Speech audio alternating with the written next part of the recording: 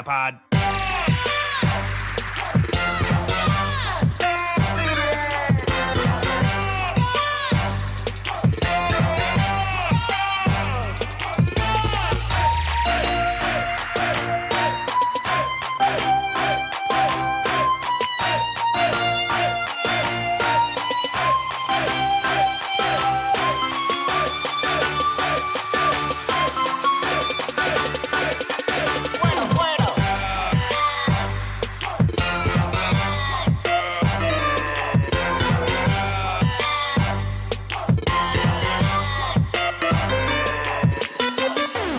Oregon.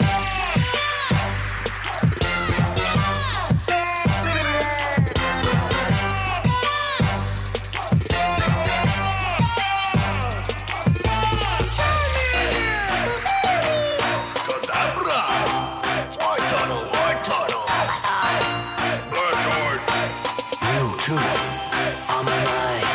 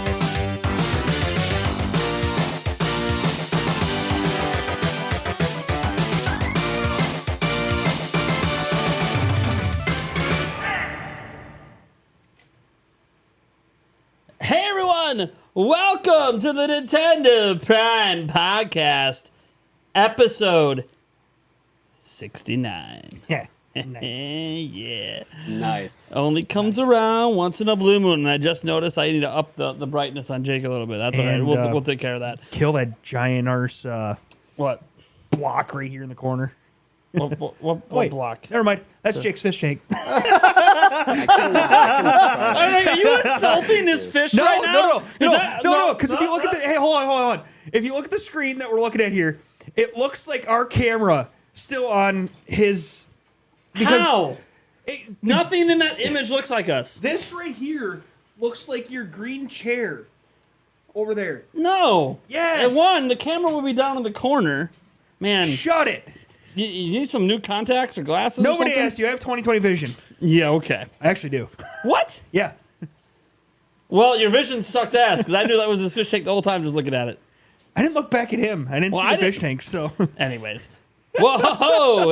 As the camera's trying to overcorrect because Jake is so thinking, so make it a super bright. We'll get that all fixed. Oh wait, I can turn off the light in the fish tank.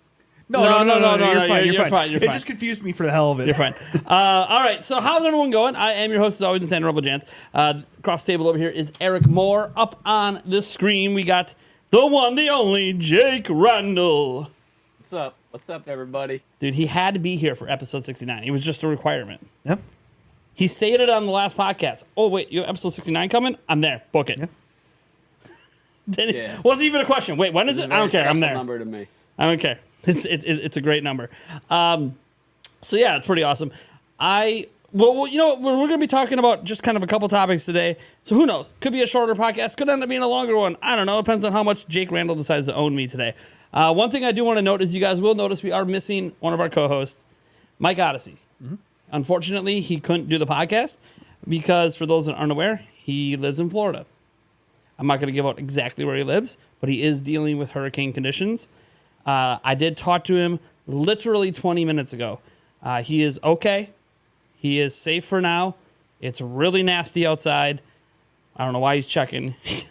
He shouldn't be checking. Well, I mean, he was live earlier today from outside. Yeah, I know. He was. Well, that was before it got bad. Yeah. He was live and from his phone because he was just bored. Oh, there we go. I made it a little brighter. Oh, it's okay. The brightness is on our end. We turned it way down because I don't know. Mike's complexion needs it way down.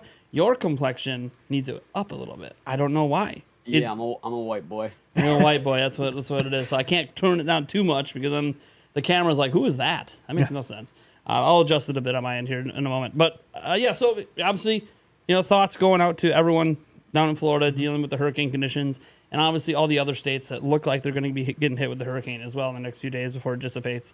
It's never fun having a Category 5 hurricane make landfall anywhere in the world, obviously, let alone in our home country here of the United States, at least where we're from. So thoughts go out to them. Obviously, I haven't been able to get a hold of Andre's Restart. I know some people are wondering if he's okay. Haven't been able to get a hold of him, so I have no idea. He could be in a place that has no cell service and no power right now, so I have no idea with him. Also, another pair of people I haven't been able to get a hold of in a couple hours.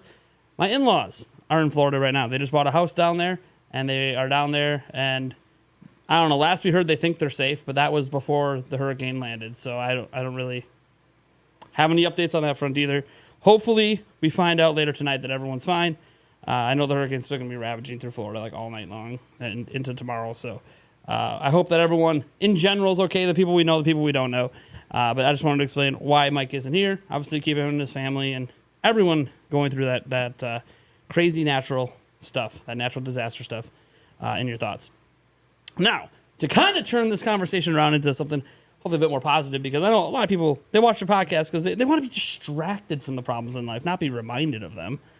So, let's just start the podcast like we always do and talk about what the hell have we been playing lately? I mean, are we going to make this short and sweet, Eric? What have you been playing lately? I did play some There Shredder's we go. Revenge. So, I still know. haven't quite beat it yet. I've had a couple people tell me played that... a video game. Yeah, I know, right? What? Barely. What? But I just got in an argument with someone the other day that said nobody on my podcast plays video games, including me, apparently. Yeah, I mean, for the most part, I don't really ever have time to, but you know what? stuck in some I time. feel like if I wait till you're done with work and I ask you what you're doing, and you say relaxing at home, and I go, want to play a game? Yeah. He'll pick his Switch up Oh, and yeah. play. He'll pick his. He's one of those gamers that if someone reminds him that he can play video games, he'll play. Right. I'm not going to let him have the work excuse. He just needs the reminder because you get telling him he's tired. God, it's maybe the nuts. Brewers game on. I'm eating some food. Pretty much. And then if someone just mentions to you, hey man, video games. Oh yeah. Yeah. Hey, That would be actually that does sound Although good. I did have something weird happen to me. So my Switch just lays on my bed in the case generally. Sure. I came home one day, or what was it, 2 days ago, and my Switch case was open. So I have no clue how and or why it got open, but It was a sign that you're supposed to play video games. yeah, apparently. Did you play? No, it wasn't. No, it wasn't even that day, and it was after that day that I played. But it was just like, what? I don't understand how this got open. But okay, why not? Dude, Miyamoto broke in, Yeah, right. and he's just trying to remind you, hey, Switch, remember greatest console of all time. Yeah, and it does look like Andre's fine. He did make a community post. Okay, so. good. All right, Jake, what have you been playing lately? As we cover his face up. Let's see. I'll have it fixed in a So, I was playing some Shin Megami Tensei 4 on my modded 3DS, which is surprisingly easy to do, by the way.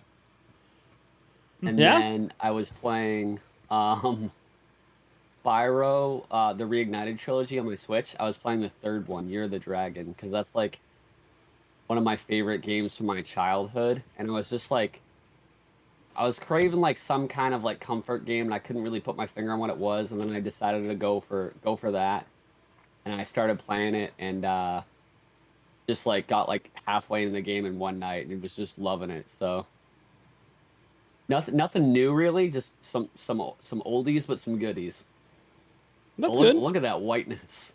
Look at that whiteness. I'm sorry to bring your true color forward for a moment. I just, I can't. No, that's all right. It is what it is. You know what? I'd look more pasty as well, to be completely honest, except we have warm studio lights on us that make us look a little. Which we a never little actually tanner, did. A little tanner than usual. There's No, I never- cranked them. Oh, did you? I Okay. cranked. Oh, yeah. They're bright as they get now. Wow. I can't tell a difference. It's just crazy. No, when we were used to it being eye level and blasted. You're not wrong. Good call on that one. We Yeah, used you're to not have wrong. the studio You're lights not wrong. eye level with the camera, so we would get blasted in the eyes Yeah. and be blinded Yeah. the entire podcast. And then we realized, why don't we hang them from the ceiling? This is a dedicated studio. Yep. We have no reason to leave them on tripods and hit us in the And then eyeballs. it took us way longer to figure out that, hey, if you just tip the TV just a tiny bit, There's it no takes away glare. the glare, and you can turn the things up as bright as you want. Nice. No, We're special. We're special over here. And just think, IT. Yeah, right. I don't deal with practical situations. I deal with, have you tried turning it on and off again? That's the solution to 90% of the problems. Anyways, I've been playing some games, since apparently I don't play games. Yeah, right. Played Splatfest over the weekend, Splatoon 3. I also played Splatoon 3 after Splatfest ended. Here's the thing. There was the test fire Splatfest, and then there was the real Splatfest this weekend, and I still have not done the tricolor battle. Now, you might go, but Nate, you had all weekend. Yeah, weekend is my family time. So I didn't really feel like I had all weekend. So I did play on the weekend. I played on Friday, a little bit Saturday morning, didn't get to do the tricolor stuff, and then by the time I played on Sunday, it was over. I don't even know what time Splatfest ended anymore, to be honest. They end on Saturdays, they end Sunday mornings. Beats me. But by the time I played Sunday night, which I was hoping there was still some time in the Splatfest, there wasn't. There was already a winner. So I just played, anarchy battles and did my thing. Rose my level up to like 9, 10, somewhere in there. So I played some Splatoon 3. Obviously did my normal Madden thing. For people who don't know, I'm part of 4 different Madden leagues. I know everyone here totally loves Madden. In fact, the only thing I think that upsets people more when I mention Madden and that I play it is that it's not on Switch for like the 2 of you in the chat that actually want to play it on Switch. So there is that. And I am actually doing quite well. I'm in season 2 of a money league. That's right. The guy who wins the Super Bowl wins money. And I'm 1-0 with the New York Giants in season 2. So we'll see how this season goes. And then in my other league, where I am the hometown Green Bay Packers, the only team that matters in the NFL, I'm now 12-2 with the number 1 seed. Of course, like the real Packers in real life, I'm totally going to choke it in my first playoff game, so it ain't going to really matter anyways. But hey, for once, I get to dream. I get to have the Green Bay Packer dream of the #1 overall seed, and then die in and the then playoffs. just die before I even get to the NFC Championship game. So, knowing my luck, it'll be the San Francisco as well. It'll be the 49ers ripping on through and taking me out for all I know, just like in real life. But yeah, so I've been playing some of that. I've also been playing an indie game I'm not allowed to talk about yet. I asked specifically the studio if I could mention it today because it is a game that launches next week on Switch and technically is already out on PC. So I thought it'd be fine to mention it, but they're like, nope. That's weird, but I have to respect it. I mean, yeah. I mean, to be fair, when they originally sent me a code, they didn't put any restrictions, but that all changed when they said, you know what, we want to buy we want to buy some advertising. So we actually have a dedicated video for the game coming out the 8th or 9th. I'm not sure which publication date yet is settled on, but so I have a video coming out then from a sponsor. But honestly, the whole reason that conversation even struck up is because the game's awesome, and I told them that I didn't think just a casual mention on a podcast was going to get people interested. They want to see this thing, and so that one thing led to another. Next thing you know, we got a paid ad out of it. So we're going to be taking care of that. So I can't talk about it now, but maybe by the podcast next week, by then, maybe they'll let me talk about it a little bit. It's actually surprisingly really, really good. You guys know I don't play a ton of indie games. So when I do play one and it's good, I like to talk about it. So we'll see what happens. So that's why I spend a lot of my time you don't playing really this week. play games at all, though, right? Yeah, apparently I don't. According to some people who comment on my videos, specifically comment on ones on the Nintendo Prime podcast channel, apparently I don't play games. So, I mean, it's whatever. You know what? Which again, I go back to, especially if they're talking about me, they must not watch the podcast or listen to it at all because it's generally explained that I do not have time for the most part with work. Oh yeah, speaking of work, October, the week of the 19th, I will not be here. So Okay, you could have told me after the show. I You would have just thought forgot. of it. I just you would have thought of forgot. it. You know I'm Yeah. not going to remember Yeah, no, when the I know, 19th I know. comes. No, I know. But I'm just throwing that out in the ether right now. So there you guys go. A podcast on but the yeah. 19th, which should be Whatever week that is. episode 73. Yeah. Oh, actually, hey, sweet. I hit it right on the nose with the 19th. Wow. So yeah. That'll be, I guess, I don't know. I'll have to get another guest on it. Is what it is. Yeah. No work. Hooray. It's fine. Yeah. Maybe Mr. Pumpkin joins the set. I have no idea. Right. But yeah, no, it's work. So it's funny when people come at it's like Eric doesn't play games. Well, no shit. If you actually listen to it, there's a reason why I don't play games. But you know. Well, I think the reason that people don't like your excuse, and this is just me playing the little bit of devil's advocate, is almost my entire audience is adults and they all work and play games. So Yeah. I think for a lot of them, they're like, well, yeah, we all work, and Eric, isn't currently dating anyone, doesn't have any kids. Some of them have kids and are married and work full time, and they find time to game. Yeah. I guess argue I'm one Throwing of those Eric people. under the bus right Yeah. now, man. No. Not really. Well, no. It's not, I'm only doing it because he could take it. Because I'm like, Yeah. dude, I worked full time and didn't have kids, and I had time to game. Yeah. It's all about, and I put this out there. Hey, you're tired from work. Green Bay Packer game's on. You're staying up and watching. Yeah. So a lot of it's about the desire to want to do it, and this is what I talked about with the person who was calling out the podcast saying that we don't play games, and I said, look, Eric does not play a lot of games. True fact.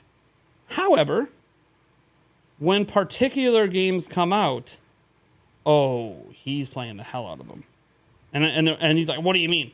He beat Kirby in the Forgotten Land before I did. Mm-hmm. He played the hell out of Kirby in the Forgotten Land. No problem. It took him a smidge, but once he got into Mario plus Rabbids, he started playing the hell out of that. Mm-hmm. Took him a little bit, just like it took him a little bit of Breath of the Wild. But then once he got into it, played the hell out of it and beat it. And obviously now Tears of the Kingdom, day one, that whole weekend, whole next week, I don't know he's probably going to be here playing it with me. Possibly, yeah. So, and Sparks of Hope, I know he's really looking forward to that. He already has the gold edition pre-order day one, getting the steelbook and everything, and he'll be playing the hell out of that. So there's like specific games that, I'll give you an example. Eric loves Mario. Well, we haven't had Mario Odyssey, haven't had a new Mario since 2017. Which was crazy because it took me a long while to actually beat Odyssey. Yeah. But Well, yeah. did you 100% that game?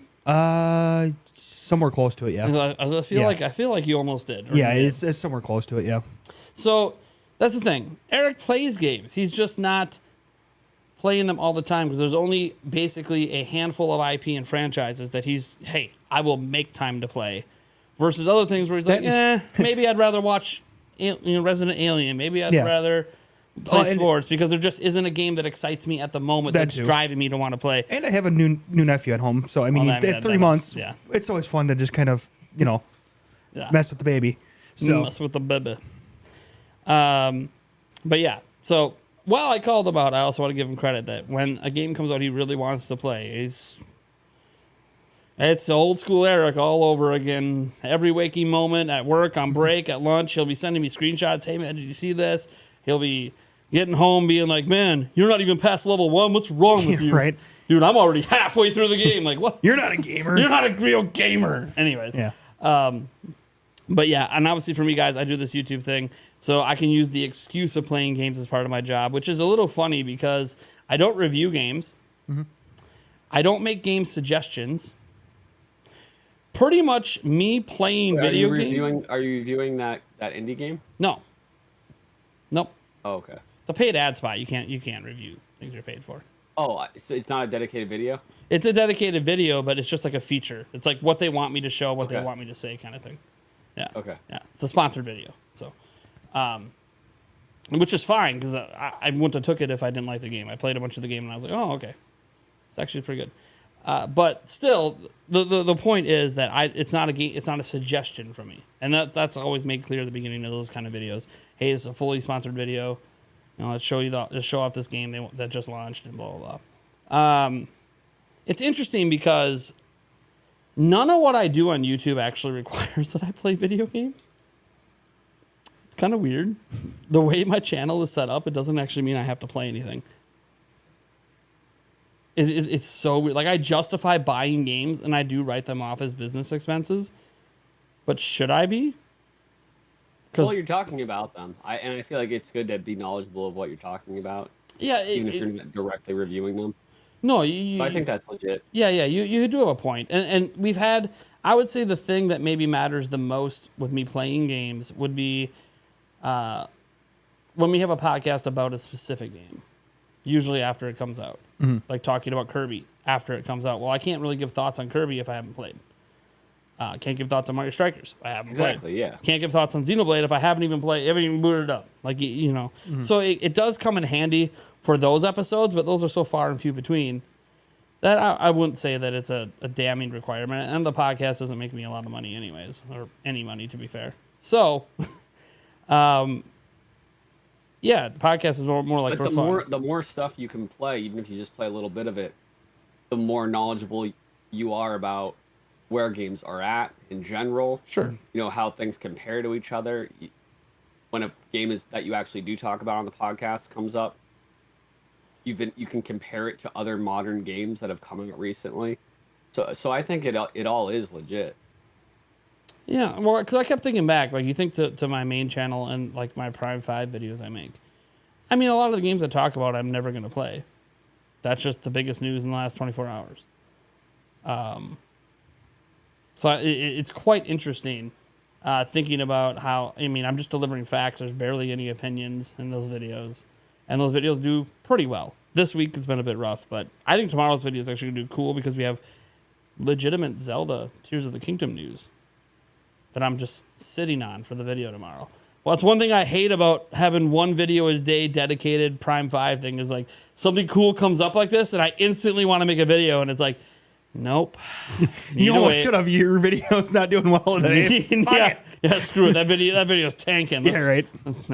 No, it's good because that means I have a really good lead topic for tomorrow. And I haven't seen a lot of videos on it yet. Of course, by the time I get mine up, everyone will have made a video, but... Yeah, I don't know. I've always found it quite interesting because I do play games. I just don't play them like I used to. I remember before I met Yulia, sure, I went out with friends and drank and watched sports and stuff. But my normal day was work, eat, play video games, repeat. And that's what I did most of the time. Like there'd be like 1 or 2 nights a week I go out with friends, but still, okay, so 5 nights a week I'm playing 5-6 hours of video games. I'm playing a ton. ton of video games, dropping 40-hour weeks. I was hardcore raiding still in World of Warcraft, for crying out loud. Playing until 2, 3 a.m. So, and then waking up at 6 and going to work. The young days when I could just do 3 hours of sleep. Who knew that when you have children, it doesn't change? I'm still living on 3 hours of sleep. All those late night gaming sessions prepared me for this. They prepared me for parenthood. Yeah, it's quite interesting just thinking about that, how I don't really feel like I need to play games for what I do, but I play them because I want to. And it's kind of nice. Now, if I ever got access to like Nintendo games early, yeah, I'd probably do previews and stuff. I would, but I don't really care since I don't get access and I have to pay for everything. So, that being said, what's interesting is our next topic is about a place where you get to play a lot of video games. Ask me that week. I'll play a lot of video games. Yeah, you will probably play like 20 hours of video games that week. At least in like 3 days. Right. E3 is back. How about that? Is there any like... E3's back, baby. Yes, it's back. What's interesting about E3 being back is obviously we already knew it was announced to come back, but the only announcement that came with it was, hey, ReedPop is going to run it, and you'll be able to sign up before the end of the year for a media pass. This was with the original ReedPop announcement, and something about how we should have an exhibitor list before the end of the year. I actually have a question about that because they didn't call it media. They said it's only business. Yes. And they didn't specify that includes media. Yes. If you actually, I think it would, but it was just weird, the wording. Yep. So the business sector, if you go into the, not everyone got it. How they announced it's really weird. Like the official E3 website didn't update, which isn't a surprise. I think that website's getting completely replaced. Please let it be replaced. So I think ReedPop's replacing the website, so it's whatever. And then then they did it through GameIndustry.biz, which works with the ESA. So it's not that big of a deal that they went through them. But there were other details that came out because someone did ask a member of the ESA what business meant, and they said, "Oh, that's industry, media."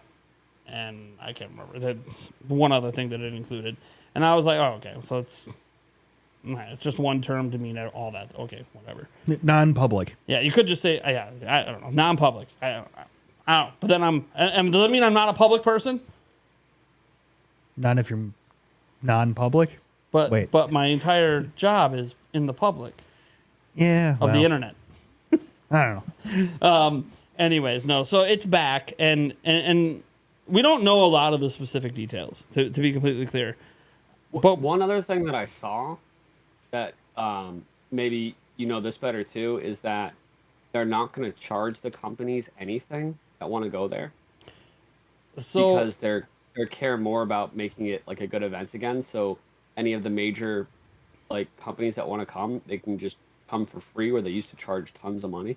Yeah. So what I heard, and the funny thing, this is what I mean by the details are so weird with this, is that the exact phrasing was, if you have something going on outside of the convention center, you can now be a part of E3 without paying money. So like Microsoft doing like they always go to the Microsoft Theater now. They don't even go in the convention center because the Microsoft Theater's right next door.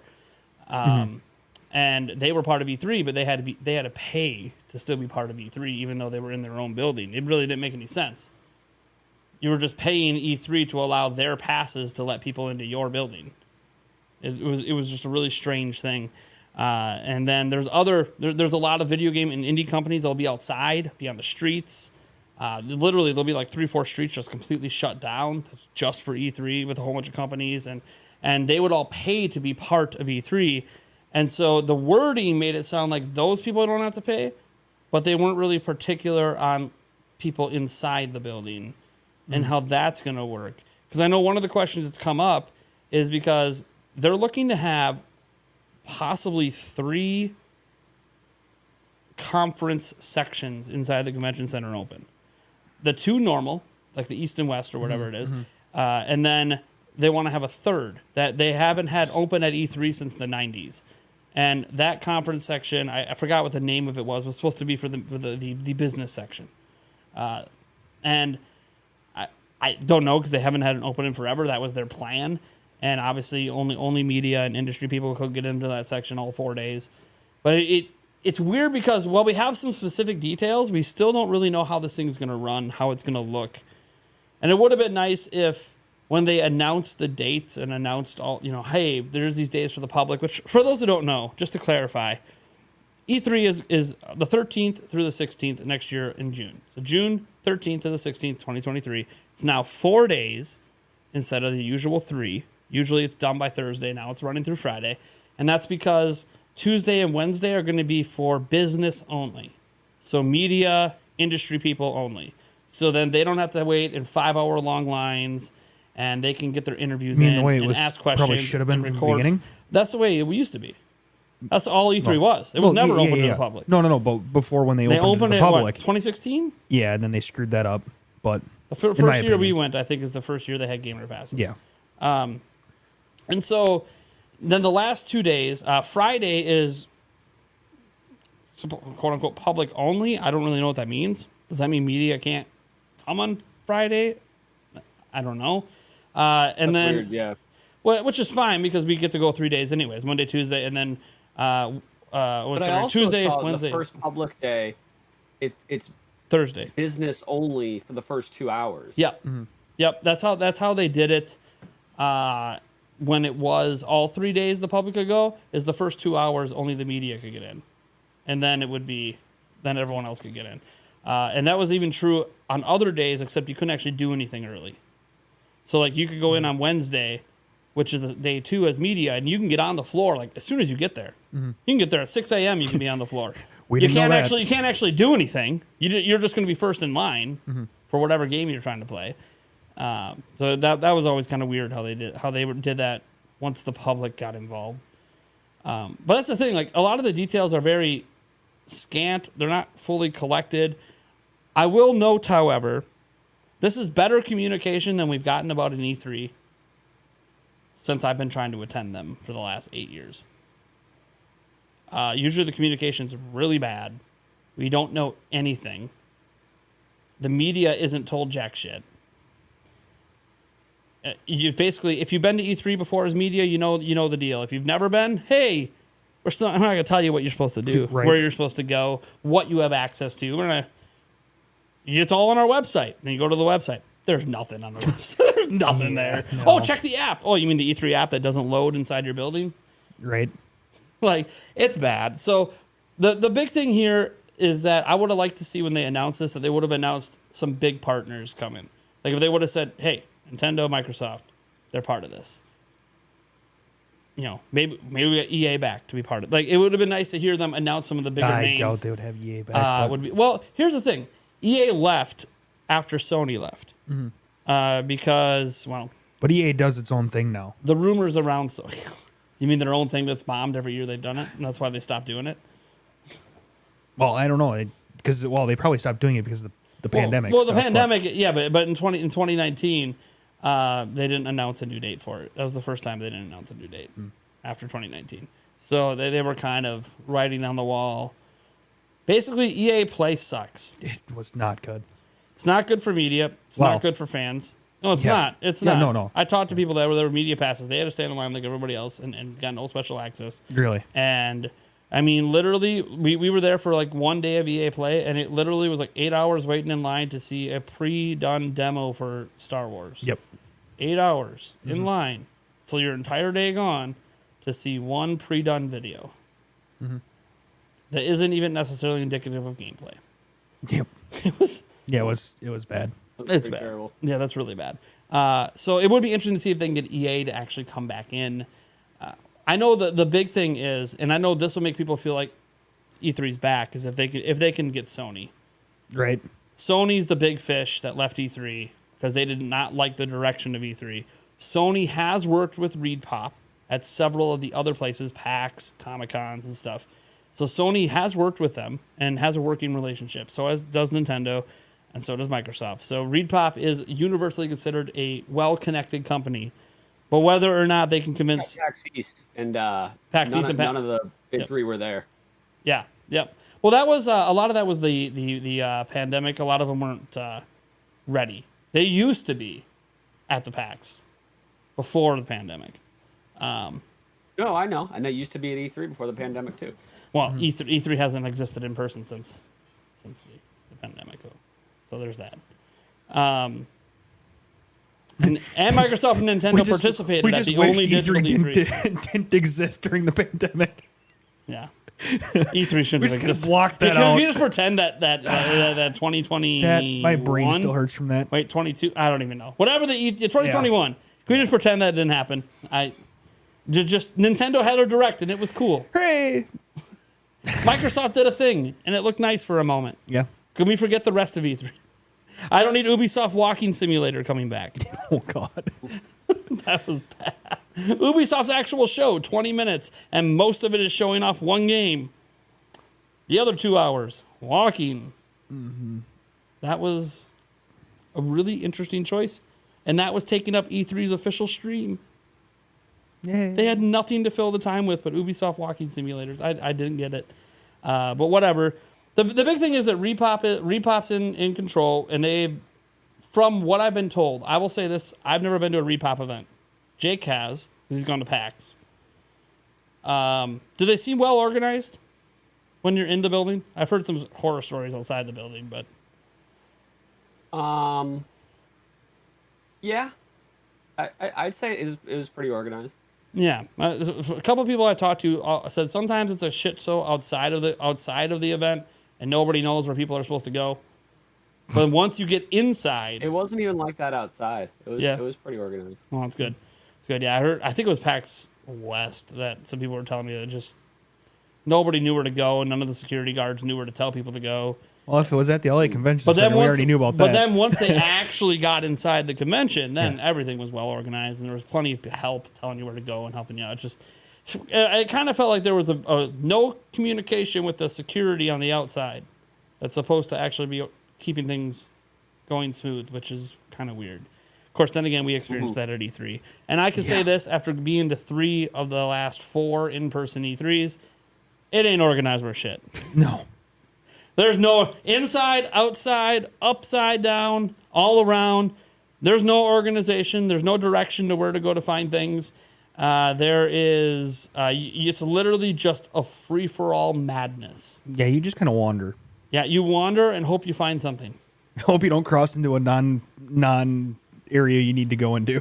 Yeah, or like if you sit down because you're waiting in line for 5 hours and you don't know that, hey, you're sitting down in a fire lane. Well, how will I know that this is a fire lane? Look how crowded it is. Hold on. You mean the fire lane that has these ropes put up through it? Yeah, there's these ropes put up, and by the way, like 2 feet away, there's like 3 video game stations. This is a fire lane. Yep. Okay, well then, that's not labeled at all. Oh my God, that one security guard just had it out for everybody standing in that line. Oh my Lord. Nobody else cared. Nobody else cared if you sat anywhere else on the floor. Just that one security guard did. Yeah.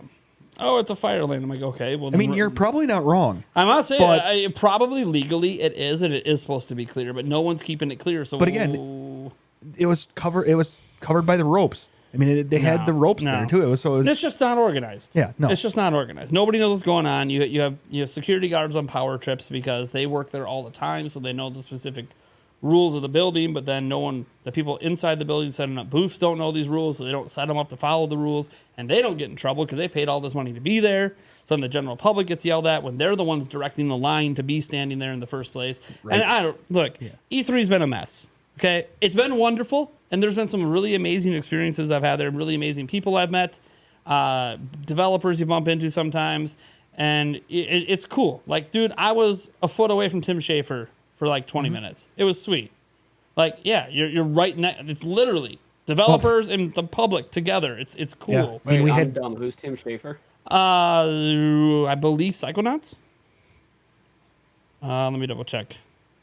Well, and It's been a while. we were almost selected by Reggie to go with him to do some stuff. So he did, But- Psychonauts. Do some stuff. Psychonauts. Is his body ready? So Yeah, I don't know. So Tim Schafer is the designer of Full Throttle, Grim Fandango, Psychonauts, Brutal Legend, etc. So he had Psychonauts 2 come out recently on like a year or two ago on Xbox. So, so it was kind of cool. I think I recognized him because of Brutal Legend. Grim actually. Fandango was amazing when Yeah. I was like 8. I think I played it on PC. Nice. Yeah, so Really fun game. It's It's on very- Switch now too. it's very unorganized. And at least the initial release of the information, while a little bit scattered, felt like they actually have a direction. Like they sort of know what they want to do. The question is, are they going to do it, and is it going to be better? Because they didn't state anything. Okay, yes, I'm really glad there's like business only days and then public days. That just made sense. It made sense from day one, and why Yeah. they never had that when they Yeah. let the public in is beyond me. That made sense.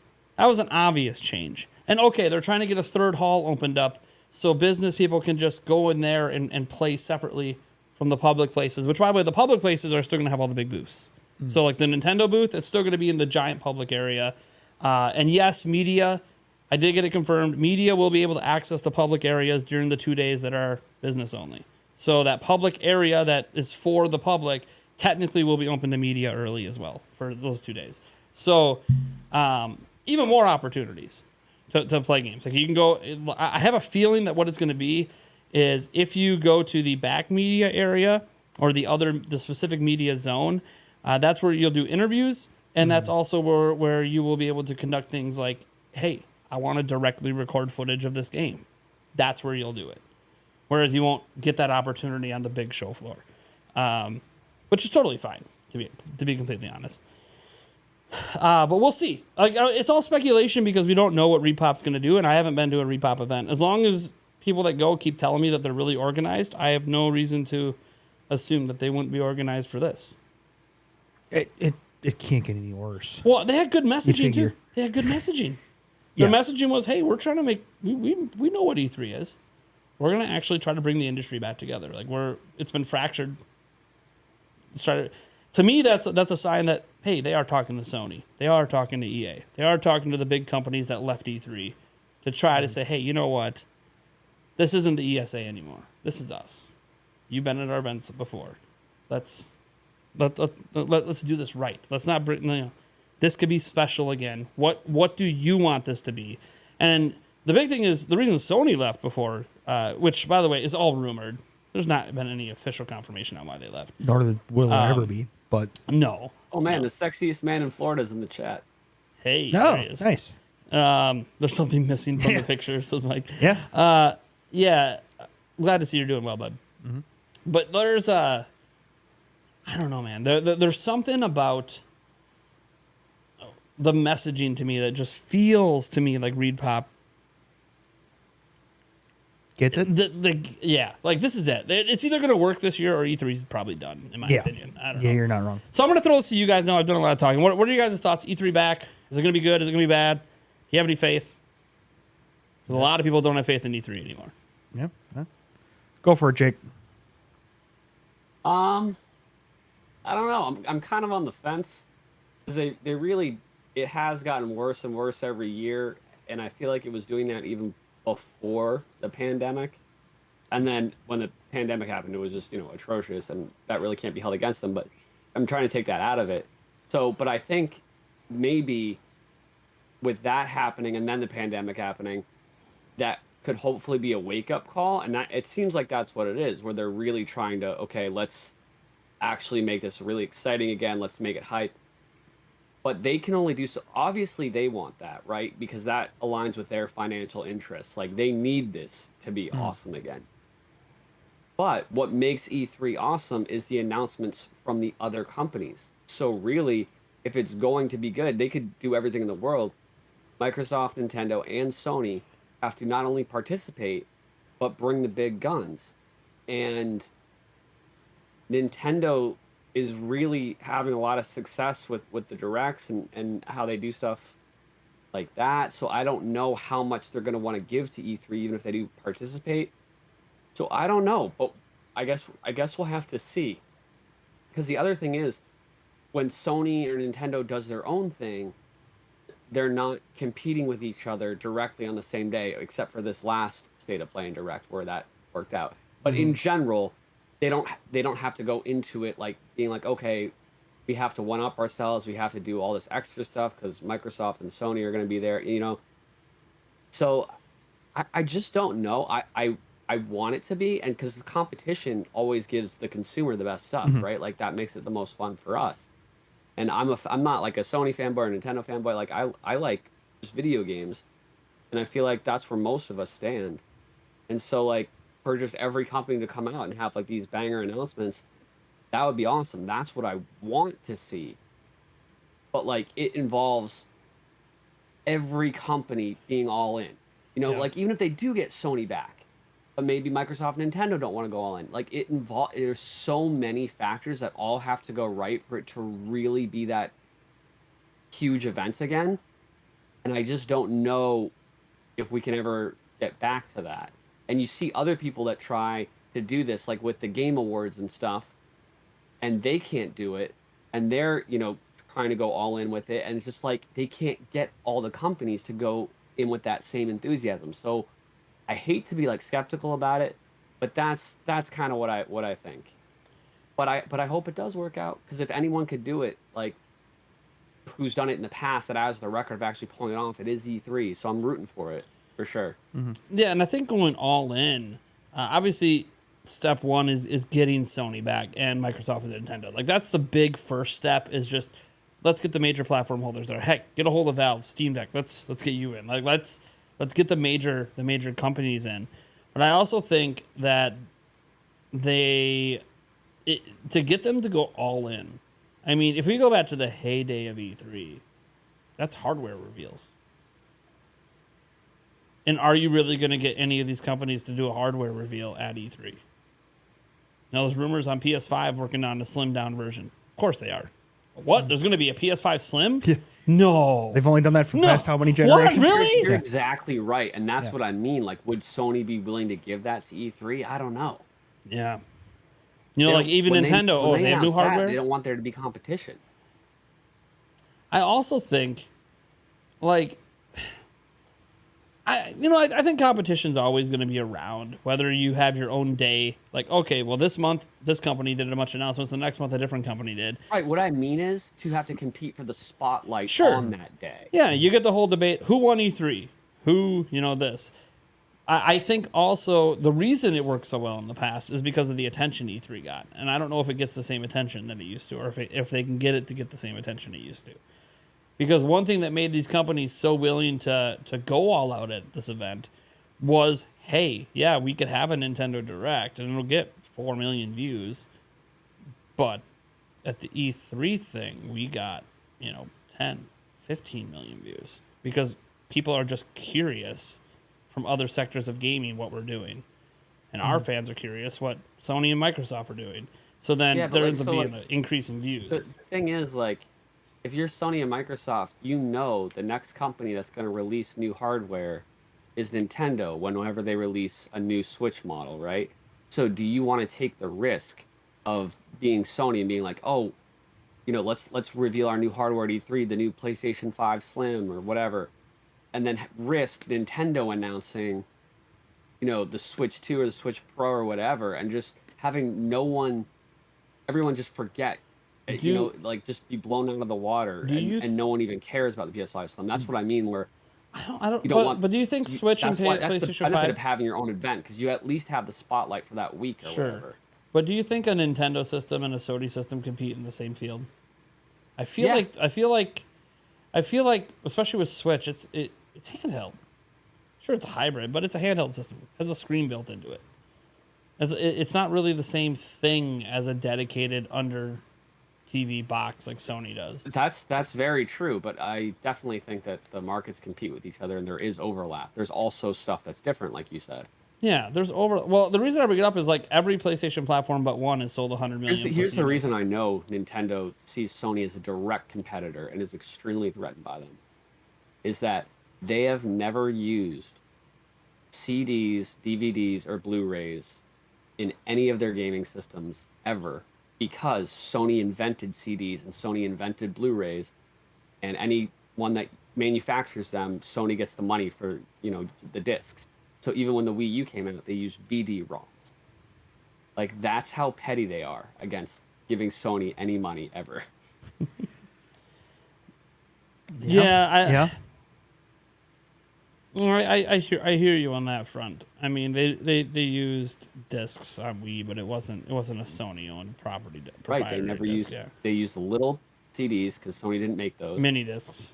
And then they used the BD-ROMs. Yeah. Who owns the patents of the mini discs? For what? Who owns the mini disc technology? That's a good question. I don't know actually. Because I remember the very first mini disc player ever. It's Sony. Okay, so they did use a Sony tech once, but it's Sony funny does they make used the that at mini a time that disc that the Sony owns all the patents okay. to the mini disc. So they did. I was gonna say I'm pretty sure the first mini disc player I ever saw was a Sony device. Okay. Which usually indicates that they made the technology. So I guess but that was also GameCube. That was also the mini disc tech at that point. No one was really using anymore. So maybe they got a really good deal on it because maybe Sony just had a ton of them sitting in a warehouse that no one was using. So who really knows? I just thought that, man, I was pretty sure GameCube used a Sony proprietary thing. That being said, though, it's interesting because obviously there's always going to be that long tenured friction with Nintendo and Sony, I think, until all the old guard is gone, just going back to the days when they were going to work together and then they didn't. Right. And I think there's a lot of old guard at both companies. All of that, what you just said and what I was saying, I personally think that's why they never put like Crash into Smash. Just because, even though he's owned by Activision, just because of what he represents. You know what I mean? Mm-hmm. Yeah, maybe that's just like a theory. I mean, now the Crash is fully on Switch. It's one of those. Now, the excuse really isn't right. Anymore, But putting them into like the iconic, Nintendo thing that's like an ode to all video games is different than just letting his games be on the Switch. I suppose. I don't know. Like, I kind of feel Smash like the industry views it as an honor, no matter who a company you are, to be in that game. But again, that doesn't mean that's how Sony feels, of course. Yeah. But I know a lot of the rest of the industry that I mean, they kind of feel honor. I'm pretty sure if Nintendo wanted Master Chief to be in there, I'm sure Microsoft would have found a way to make that happen. Right, and I feel like they didn't want him in for the same reason. Well, I don't think Nintendo even asked. With Sonic and stuff, it's okay because they beat Sega. Yeah. You know what I mean? They're not competing with them anymore. Yeah. Yeah. Well, not only that, a lot of Sega's relevance, they seem to sell better on Nintendo systems for some reason. Right. Yeah, so, they're basically like a part of Nintendo. I mean, they're on everything. Yeah, they're on everything. And closest with Nintendo, I'd say. Yeah, I mean, it's pretty easy to say that. They have a crossover game. They release every Olympics. So yeah. Yeah, so yeah. Took them long enough with Persona, I guess. Yeah. Yeah, it's funny. They have this close relationship, and we do a crossover game with Sonic and Mario, but like, hey, you know what? The rest of our IP, we'll just take a rain check on that. Well, Sonic does feel like the most Nintendo character.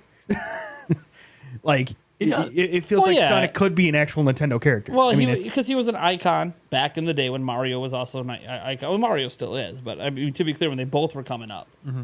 Oh, yeah. Like, Mario was first, but Sonic wasn't that far after. And then, you could, see how they were both kind of icon. And that's when, then PlayStation came in, and then Crash sort of unofficially became the mascot of PlayStation, although it never was an official mascot. Mm-hmm. Well, I mean, he was the mascot literally in their commercials. Yeah, he was in a lot of the commercials. But he would have like a headphone if you ask Sony outside Nintendo's headquarters making fun of him. Oh yeah. So Sony, yeah, those days were awesome. Sony was actually asked at an interview. I can't remember where I read this, but they were asked about how they feel about Crash going multi-platform, and they clarified, well, Crash has never been our mascot. So no, that's BS. Yeah. They just said that now because they don't own it anymore. I think there's a little sourness involved with that. Sure. Well, he's never been. I'm like, I remember him being in like non-Crash related commercials. I'm not so sure that that's exactly how that goes. But let's review the footage. But you know what? I guess if you never uttered the words mascot, you have plausible deniability that he wasn't actually a mascot. He just was a character you used to advertise your systems that you didn't own. Okay, got it. Cool. Moving on. Yeah, definition of a mascot. Exactly like a mascot, but but without the term. So we Right. could say he never technically was a mascot. Okay, then what's the mascot? We don't have one. Oh, well, okay, then sure. Okay, I don't know. Sure. It is kind of weird. Like you think about Sony today. I mean, what would be like their mascot? You have Kratos. You Kratos. have Nathan Drake. Yeah, I think Kratos would be the most like mascot, but they have several like Ratchet and Clank. Sure, yeah. I'd say Aloy from Alloy. Horizon. Is it another Aloy one. or is it Alloy? I always forget. Um, How I you're supposed think to it's pronounce Aloy. I platinum both games. I'm pretty sure it's Aloy. it. It's Aloy. Okay. Yeah. Thank you. But I So think I've been pronouncing it Kratos wrong, is guys. kind I of apologize. The biggest one. He's not like a Crash or a Mario or a Master Chief. Yeah, but I he's not. think He's not like your the traditional leading mascot. Sony mascot, Yeah. if that makes sense. Yeah, like a Ratchet and Clank would be more like a traditional sort of mascot. Like I could argue. Yeah, but I think Kratos is more like synonymous. I wonder Like, if he's the biggest one. See, so But I he's don't. not the same as the others, though. Yeah, Like, I don't know if agree. Sony. See, I think one reason why I'm not sure that Sony has a real mascot is it kind of feels like it changes per system. Like I could argue for PlayStation 5, it's the included game. What's his name? What's the name The of that? Astrobot. Astrobot. I don't think he's that big of a mascot for them. Well, I love every PlayStation Astro 5 Boy. owner has the game and's played it. They have the game. That doesn't mean they played it. Sure, I suppose you could say that. Yeah.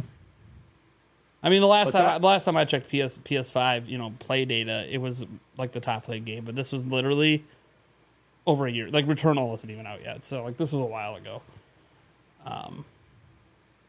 Everyone should play it. Oh, For sure. it's an amazing. It's an amazing packing game. Like I wouldn't spend money on Yeah. it, but I remember when I first played my PlayStation. I got it on launch day. I didn't play it for like 2 weeks because at the time my channel was just going crazy and I was live streaming every day, making videos every day. I remember and those I just, like, days. couldn't get a wink of sleep, so I didn't even play my PlayStation for like 2 weeks. And then when I finally did and I played that game, it was like a mind-blowing experience because it really is a great like demonstrator of the DualSense controller. Yes. And I remember like people in the chat, if you played that game on your PS5, it just does like all this crazy stuff. Like there's one part where like on the screen it fills your controller with marbles. So, like you're looking at it, and then in real life, as you move your controller, it feels like it's loaded up with marbles, and like you can feel them moving around. You're like, how is this even happening? And it's just, I don't know, lots of crazy It's stuff. what, And it's then what when you're actually HD playing the Rumble game, wishes it was. you're walking through the rain, it feels like raindrops in your hand, and they're all like different sizes and like consistency. It feels like it's raining in your hand. Yeah. It's like, it's insane. You could feel the differences between what surfaces you're walking on. Yeah, like all this stuff. And the thing is, it does all this, and a lot of the games on the system don't actually take advantage of it that way, which is Yeah. like it could be so I immersive. think Returnal did something similar when it was raining in different environments, but I have to agree. And I've been playing a lot of PS5 over the summer, and when I was just telling that story of remembering that demo, I didn't get that experience from any of the games I played. Yeah, it's kind of like there's HD Rumble on Switch, which isn't as good, in my opinion, anyways, based on the games I've used that have it. But it is, I agree. it's better than normal Rumble, and hardly any games Yes. use it. HD Rumble was definitely better than like PS4, Xbox One, for Yeah. sure. Yeah, until PS5 came out with theirs, it was probably the best on Yeah, the Switch market. is still better than Xbox Series. Yeah. Oh yeah. For sure. Still. But it's just not. It's underutilized. There's a couple indie games that use it really well, but even Nintendo doesn't use it that well. Like I remember dreaming after playing like 1-2 Switch. I was like, look, 1-2 Switch should have been a packing game because yeah, it does use all those features of the controller and does show some of the cool HD Rumble stuff. That should have been a pack-in. They needed a game like that to show like the HD Rumble that had their mascot on it, like the way Yes. Sony did for Astro. I feel like And they needed to make that a packing game, and that Switch would Switch could have really used sold people on the Joy-Cons a lot sooner. Switch could have used the Nintendo Land. Yeah. Nintendo Land was great. Exactly. It was just on a system nobody cared about. If they would have had a similar style game with all their major IPs, with like sort of a mini game fest, using all this different stuff with the characters, I think more companies, even Nintendo themselves, might have just said, hey, maybe we should use HD Rumble a bit more. Like I kept thinking, like Skyward Sword HD They should came have out. made a Wario game, like a small Wario game to just Yeah, go dude. different Joy-Con stuff. Like there is a WarioWare game, but it doesn't really use the unique features. Yeah. Yeah, it's dumb. And I remember like Skyward Sword HD when I was it swinging. took them 4 years to come out with that game. When I was swinging the Joy-Con in Skyward Sword HD, using the motion controls, because I was like seeing, oh, these as good as when I did Wii Motion Plus. I kept thinking, why can't I feel the sword moving in my hand? I know this controller can do it. I should be able to feel the weight a little bit. Not like it's not gonna make it heavy, but that's a little. They should have done it, but like when I hit an probably enemy, because I it should was a feel it. port. I should feel that I hit the enemy. In the Wii version, you couldn't feel it really. No, you But couldn't. the Wii modes were definitely beefier. Yes. So that helped. Yes, but I feel like when I hit an enemy, I could have had it. Could have felt a little jolt, or if you hit one of the bokoblins with the electric thing, you get electrocuted. It could have easily Yeah. gave you. Maybe they just didn't want to put in Yeah. the effort to add all that. Yeah, I mean that's the thing. Maybe they just- I feel like their focus on that was let's just make it right and not try to go too crazy with it. Let's make sure the controls are like perfect and like do translate over and not like buggy or whatever. So they just focused on that. And then if they would have added those extra touches that really would have pushed it over, it was just like too much to get done. I'm sure because they probably had deadlines on it. Yeah, I don't know. I feel like that might be the same thing with PlayStation. I mean, obviously we're talking about things that we're not personally aware of because we're not developing games, but like on PS5, that controller, I love the DualSense controller. It might be my favorite controller in gaming. And since I sold my PS5, I miss it compared to every other PlayStation controller. Dude, I almost pulled the trigger on the God of War controller today because like I need to, like, I know I'm getting a PS5 later and I know I want that controller, so I should have just pulled the trigger. I miss holding that controller, and it works on PC, so I still could have used it today, and it's a great controller, and I feel like a lot of games don't take advantage of the features. I did pre-order it. Nice. Yeah, I might still be able to get my hands on it by the time I'm just talking because it had the big wolf and the little wolf, and that's me and Philip. Oh, okay. So I had to get it. Oh yeah. I saw the wolves, and I'm like, okay, I know this is about God of War, but I looked at it as I'm like, oh, this wolf kind of reminds me of like Twilight Princess, and this one is like, oh, like my little kid, like Ollie. Oh, cool. So like I'm the big dog, and there's my little kid. Cool.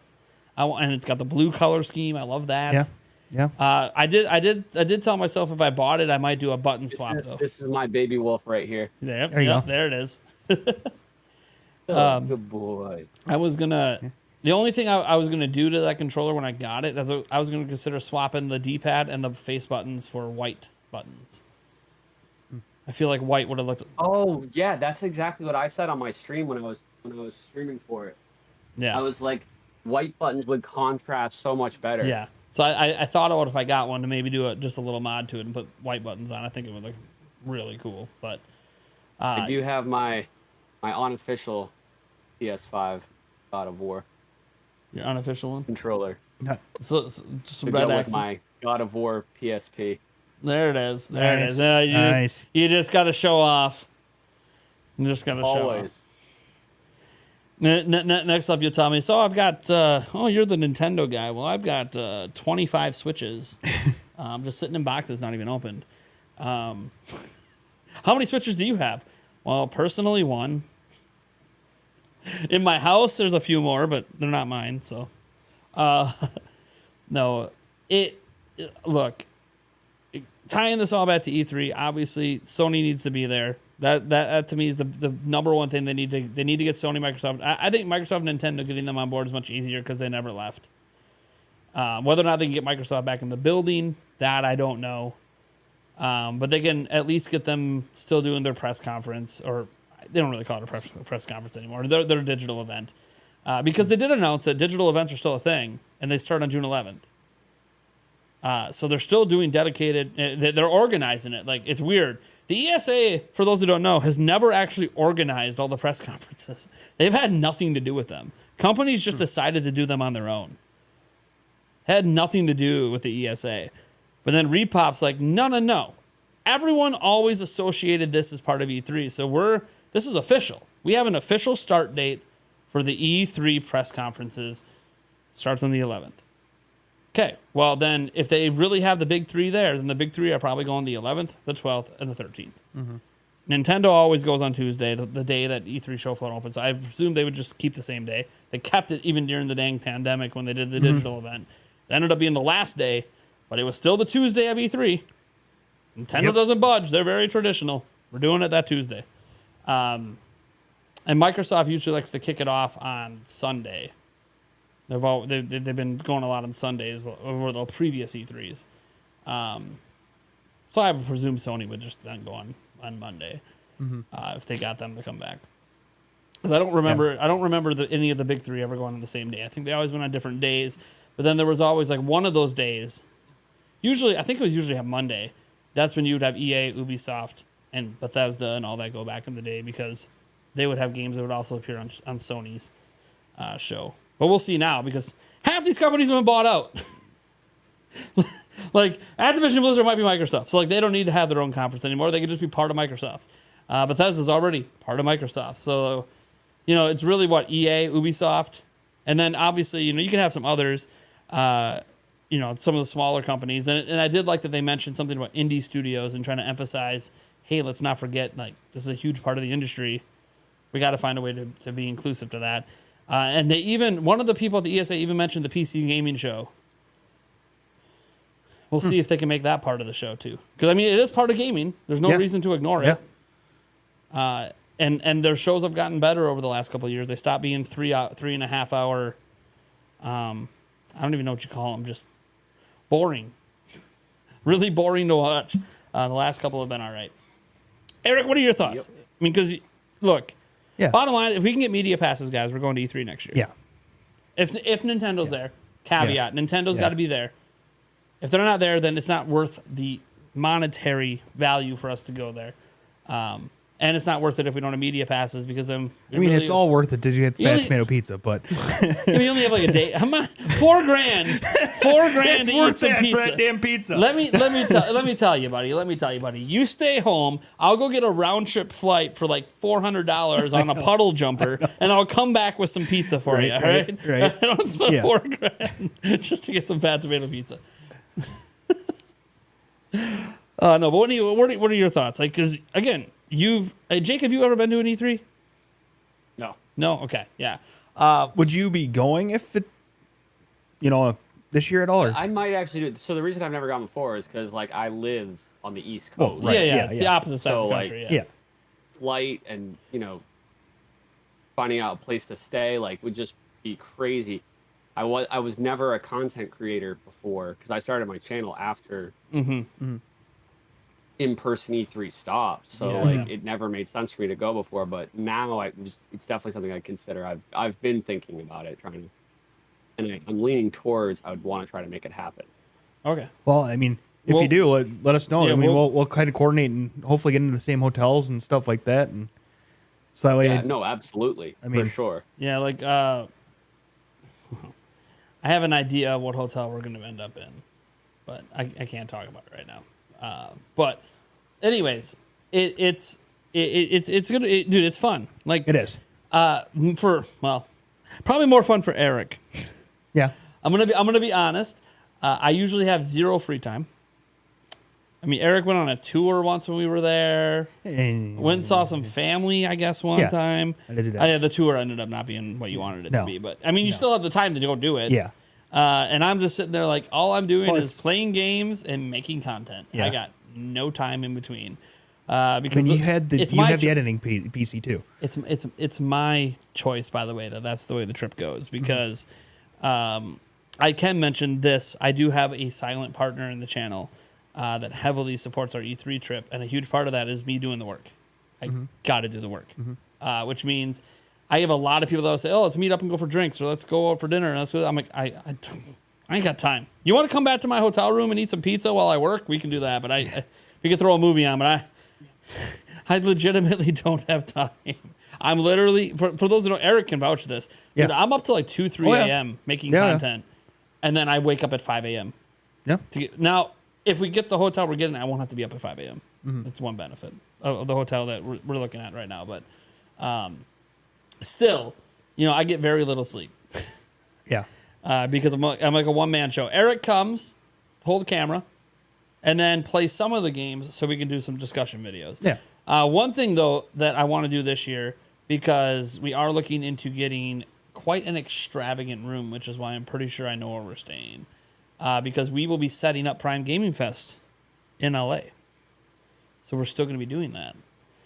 And it would be sweet if all of our YouTube friends just happened to be in town for E3 and we could just have them come in person. Yeah. That would be awesome. Because I know Mike Odyssey is planning to go, so we can probably get him to come on in person. If Jake goes, Are you I'm referring sure. to the sexiest man in Florida? Yes, sexiest man in Florida. Yes. Okay. I'm pretty sure that if you were there, that we can coordinate that and make that happen, and it'd be really cool. It'd be really cool. Yeah, but no, that'd be awesome. We'll see. And yes, guys, the Prime Gaming Fest stuff still have giveaways and all that other crazy stuff. And if Jake Randall decides that he's going to be there in person, probably have to give away a PS5 in his honor. I'm just saying. I just feel like you can't have the guy that helps so many people get a PS5 and then just not Get a PS5. give away a PS5. So who knows? It might be a special edition by then. Who the hell knows what comes out then? Yeah. Around that time.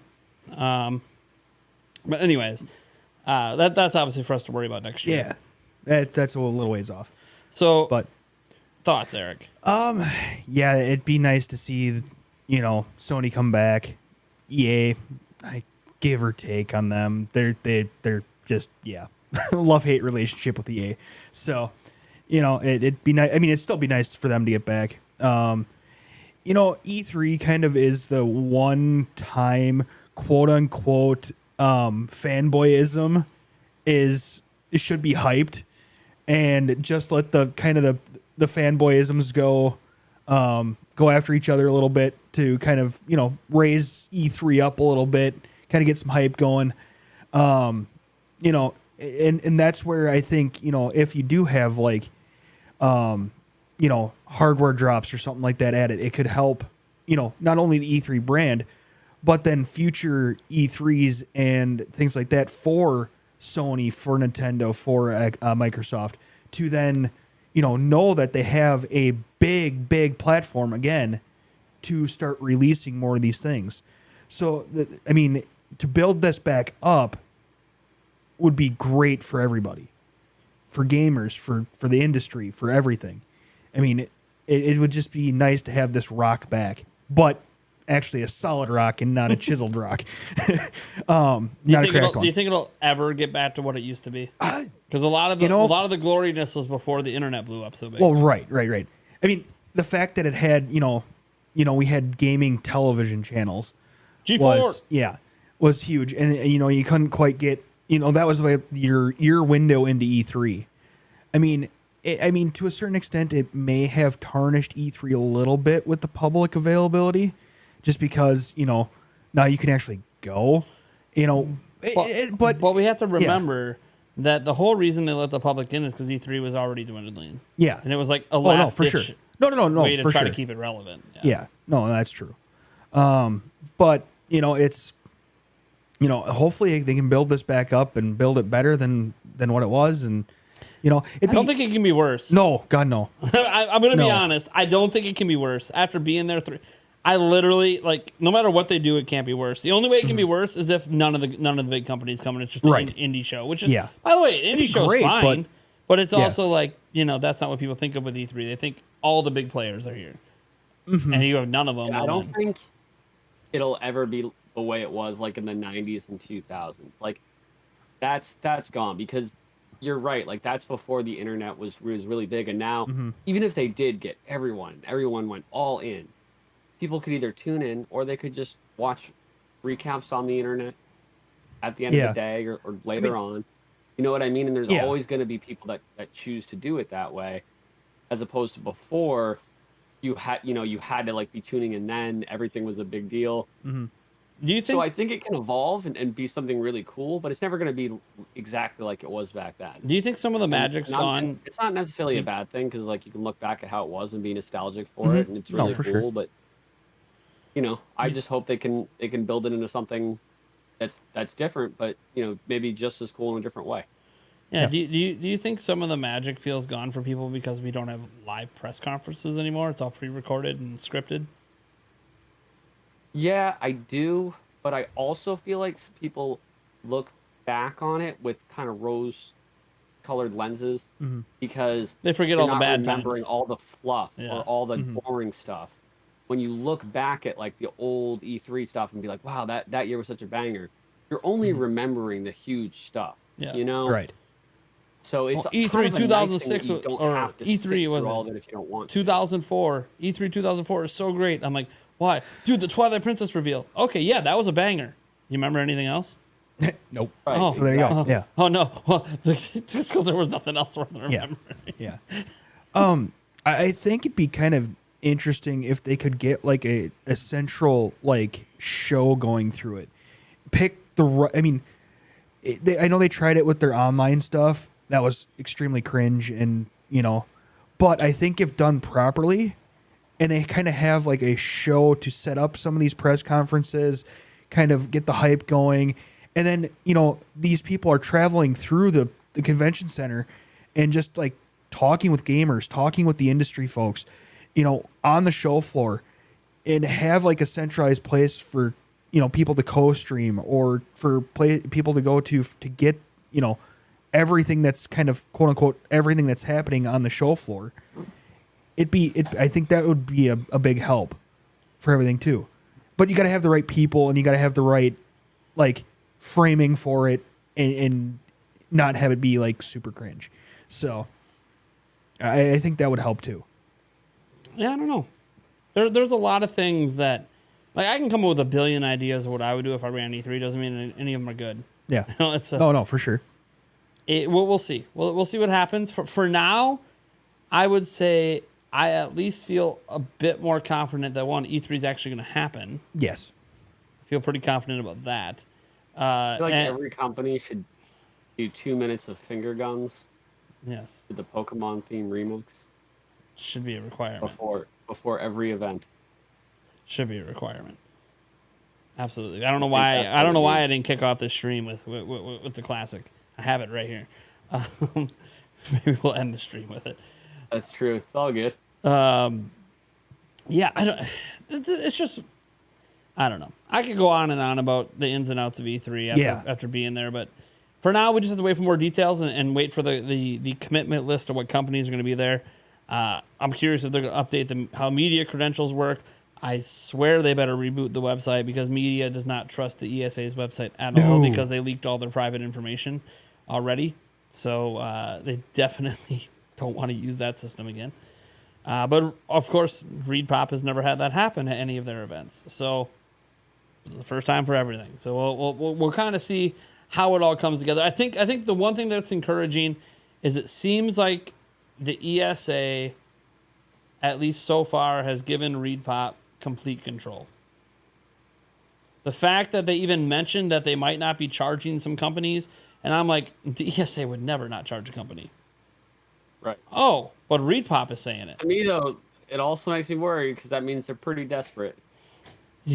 Well, there is that too. It could be a goodwill move. But it's also, hey, you know what? Maybe Sony will come back if they don't got to pay $300,000 to be there. Don't know. Like it's one of those. I don't know. I just like that it seems that the ESA is letting ReadPop do whatever they want, and obviously hoping it works in the end and ends up being positively received, good attendance numbers, good internet buzz, and everyone's talking about and being really excited for E3 2024 because they want people to get excited again. Because E3 has always been different than PAX. It's been different than Gamescom. It's been different. But more and more and more, it started to feel kind of like it's worse than PAX. It's worse than Gamescom. It's different in all the wrong ways. And the reality is, I don't think it actually is worse, but I feel like the expectations for E3 are way higher than those other events. So, Yes. like I said, I've never been to Prior E3, but E3s I have set happen the to bar actually so have high. Seen a lot of E3 coverage. It doesn't really seem worse in any way, but the expectations are so much higher. Yep, and because companies now spread things out so much, you're not getting as many like big hits. Like E3 2019, yeah, it felt cool as a Nintendo guy because that's when Tears of the Kingdom was announced. And it caught everyone off guard. There was no rumors about it. There was nothing. It just slapped out of nowhere. But that was, There again... wasn't really anything crazy at PAX East. Like, the biggest thing at PAX East, which happened in April, was they had Shredder's Revenge. You could play as much Shredder's Revenge as you want. Yeah, and that was 4 months before the game came in. Yeah, that was a big one. And that was the thing everyone was lined up for, whatever. But that was technically an indie game, you know? Yep. Like New York Comic Con, they got the Mario movie reveal. Cool. It'll be online probably the same day later. They'll see it first in person, but yeah, I mean it's neat to see some of the bigger stuff going to some of the other events. But obviously E3's always been like, hey, E3's where, I don't know, the last 2 major Zelda games were announced. All of it happened at E3. A lot of Sony's games in the past have been announced at E3 as well. Like pretty much all the big companies announced a lot of their games at E3 in the past. A lot has changed with the digital events and the way things are going out. Obviously, companies have more data now on how digital events did compared to the more traditional E3 events, and knowing if it's worth trying to put extra effort into it. Obviously, there's been horror stories about getting game demos ready for E3, but then also companies like it because then there's so much more coverage of their game versus that was the one thing about the in-person demo stuff is, yeah, we can announce a game or we can, be advertising a game this holiday in a digital event, but nobody's playing it. So there's not that extra, Kind of Funny Games is talking about this dedicated whole podcast for 3 hours tomorrow to this one demo because it was that phenomenal and stuff like that. So that is the one benefit I think E3 has sort of had is that it has a lot of game demos. Just a lot. More than any other place. More than Gamescom. More than It's just game demos galore everywhere. And that's always been a big boon for E3. And honestly, in the past, based on what I heard, a lot of the demos at the PAX East and West, were just the same demos that were at E3. At the companies that brought demos. They were just the same ones. I obviously can't say that this year because there was no E3. But anyways. Let's briefly talk about this last topic. Look, it's Pokemon. Okay, there's new Pokemon games coming out. Oh yeah. Look, I love Lechonk. This new one though. Dude, I was watching this event live from Japan because it was this weird thing, guys. Like you could turn your webcam on and your microphone on, and they made it feel like you had a live audience, but then no one was actually responding to you. So was it like a fake live? I have no idea. It was one of the weird. It's very. Look, if I lived in Japan, maybe this is just normal. They try to make everyone feel special. I don't know. I was on camera and I was talking and no one was talking back to me. So all I know is they unveiled a new Pokemon today that I really struggle saying the name of badly, and I'm probably going to say it wrong unintentionally. Expandong is now entered Pokemon. Like you feel like after the Alolan forms, you want like those jokes would be gone. But then this new little thing that looks like a Diglett pops its head up and then just keeps going higher. And you're just, okay, how high does it go? And it bends at the end. Guys, we have a new Pokemon. I think it's called. Okay. Hold on. Wait, do they all bend at the end? I thought it was like 1 out of 5. I don't know. Maybe I don't know. All of them didn't come up at once. I think there's variants. Yeah, like all of them didn't come up at once. I don't know. Maybe it only bends. I don't know. I don't know. I'm looking at the video. There's a 3-minute video on Game Informer right now. I'm just happen to be on their website, and all 4 of them that are on screen right now are bent. Okay. So maybe they all. That's a different ratio than I learned in health class. They're all no. I mean, they're all bent in different. It's not 1 out of every 5. And they're all 4 out of 5. 4 out of 5. It's all 4 out of 4. Oh, there we go. There we go. And there are my health teacher lied to me. So everyone's bent. Much like another Pokemon as it does Diglett. Yeah. It literally looks like Diglett and Shuckle had a baby. Sure. So it looks doesn't it look, it looks like both.